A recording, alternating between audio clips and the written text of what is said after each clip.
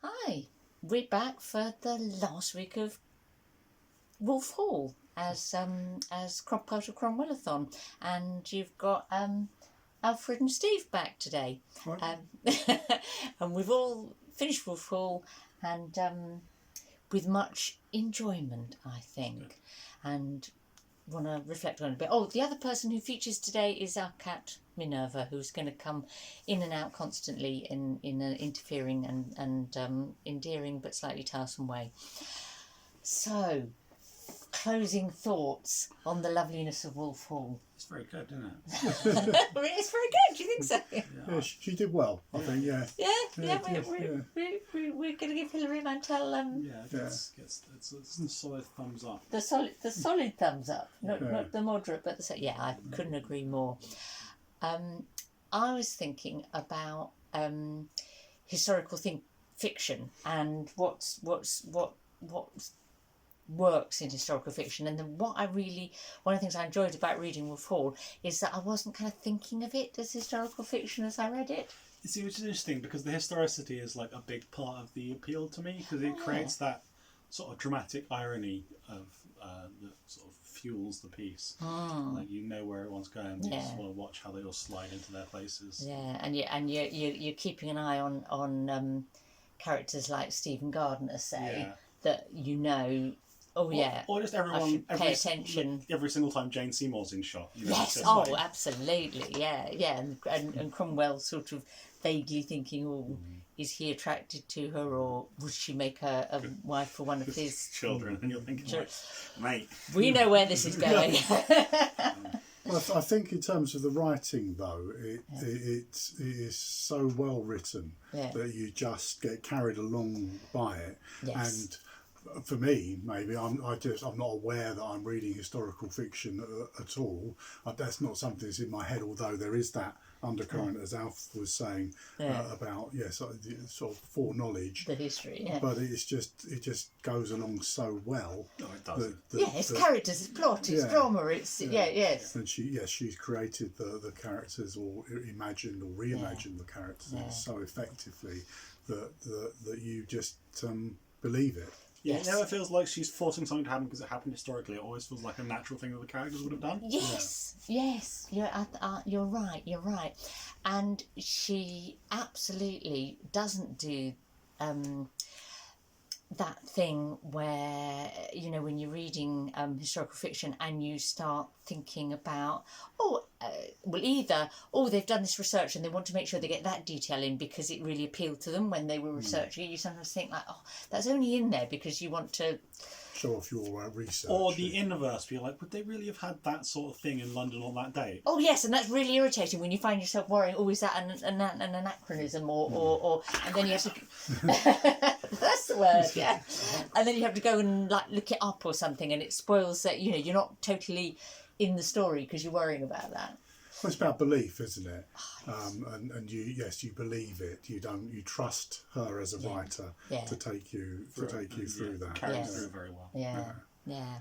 And she does carry you through. And another thing that sort of thinking about the book now, having finished it and sort of looking back at it as a whole, that struck me was that it's a very multi-sensory book. Yeah.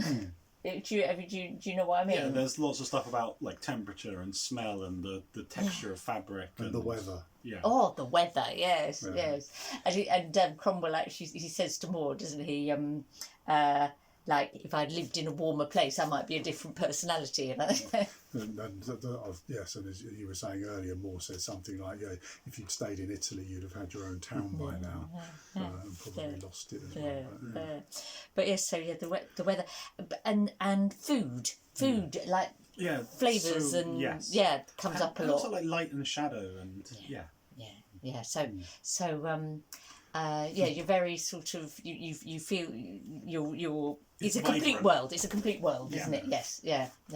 And material, cloth, as well. Texture. Texture is very much. It makes it clear. Yeah, he was a cloth merchant at some stage in his life. Pre these events, and that is something which Mantel weaves through. See what you did there, Steve. I'm pretty sure he's still to some extent a cloth merchant while this is going on. Yeah. It's just, It's not important. Yes, going back to the early chapters, and that is that thing where Wolsey asks him to sort of price him up, price up the outfit that he's wearing, and he'll sort of, but that carries through. You're absolutely right. It comes up in little with the descriptions of there's a lot of descriptions of cloth and who's wearing what and what that might signify, and when.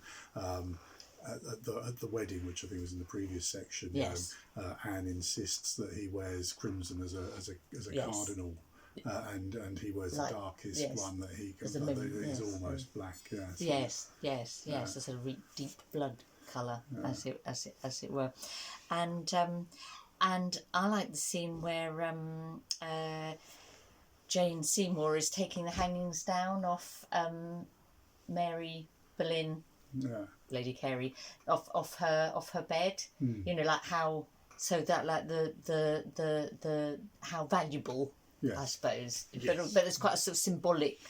And then there's that big wall tapestry that Cromwell's got that just keeps coming up again. And again. Was Wolsey's, and then the king had it, and now Cromwell's got it. Cromwell, So and it's that and sort Holbein keeps mentioning that he knows the woman in it. Yes. Well, no, but I think Cromwell knows the woman. Cromwell nearly married the woman in it. Yeah. So yes, and it's those kind of things that make this not your average run of the mill. Sort of historical fiction, isn't it? So that you reflect on and appreciate, that make it something a bit special, as it were. Yeah. Anything else that sort of stayed with you, or you're carrying? So I've got thoughts about the actual section more than the whole. Oh yeah, go for it. So mostly because we see the downfall of More is like probably the big thing that drives through this section, and then also the beginnings of the kind of the breakdown of Anne Boleyn and Henry's relationship. Yes. So there's like the two kind of key, I guess, the tightening of the Henry Cromwell relationship, like the kind of that friendship is getting stronger and stronger. Yes. Although, can you be friends with the king? Well, the king comes to visit him in his sickness. I know, which is very moving sort of thing. Exceptional, significant. Yes. So and was seen as significant by other people around him, including the Boleyns. Indeed. There's lots of really good bits in this bit, like the portrait arriving.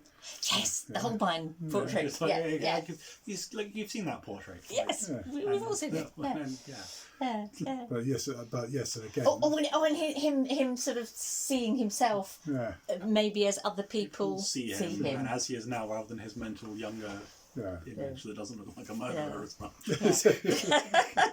Yes. Sorry, I interrupted you. No, it's fine. I was going to say something similar. I think, Yeah.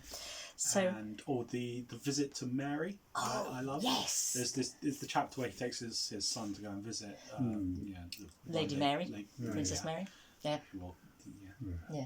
And just this whole and then at the end of it, his son's like, "But why were you being so nice to her? She's an exile and no good." And he's just like, "Look, if the king died tomorrow, who would end up running the country?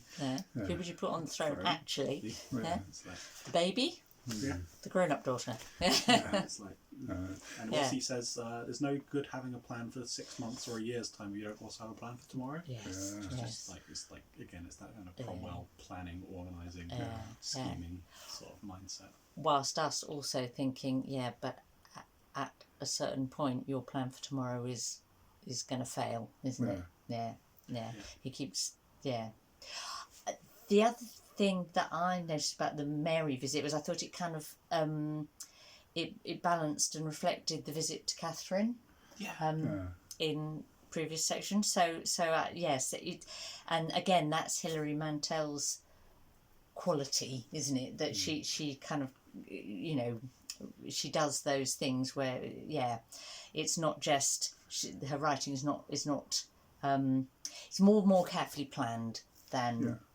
You'd think, particularly when you read it the first time. She's got a structure. She does structure. Yes. Yeah. And I was thinking that at the end, as it's building up to Moore's demise, as it were, to Yeah. his execution, and she builds it up, and he goes and sees him, and there's a set piece. And I can't remember. There's something that Moore says or does that seals his fate, I think, for Cromwell.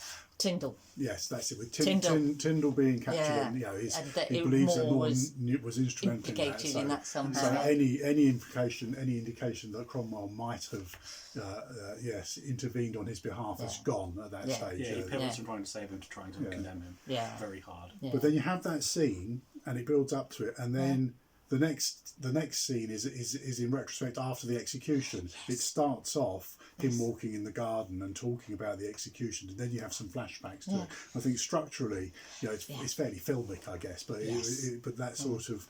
Yeah, cross-cutting. Another writer might have made the set piece the court. The court, yes, itself. because court scenes are gifts to writers, aren't they? Because it's all about words and conflict, and you know, and yet we get a bit of it, and then get some in flashback, but we don't get.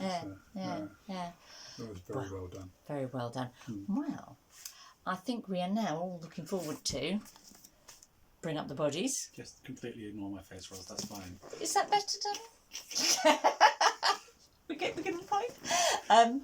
Which is February for Cromwellathon, and you get it first, Alf. I think one of you should get it first. I've got about 3,000 pages of Stormlight archive to get through in the next week. I've got a Kindle, so yeah, but I've got Ulysses, so you know. well, it's all just brag. We're all breast brag. Hey, have a lovely week, and we'll be back with some Bring Up the Bodies sometime soon. Bye.